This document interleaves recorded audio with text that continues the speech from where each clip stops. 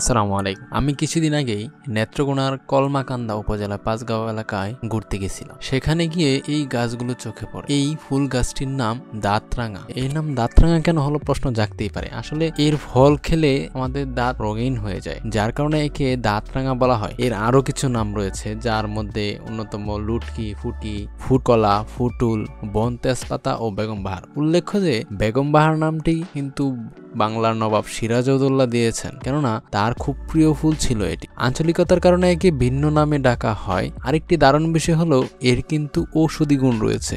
বমি এবং জোকের কামড় থেকে রক্ত বন্ধ করতে সাহায্য করে। এছাড়াও কোষ্ঠকাঠিন্য, আমাশয়, পেট ব্যথা ও বাতজ্বর এবং বাত দূর করতে সাহায্য করে এই গাছটি গুল্ম জাতীয় গাছ। এর ফুল ঘ্রাণহীন। আসলে এই ফুলে কোনো ঘ্রাণ নেই।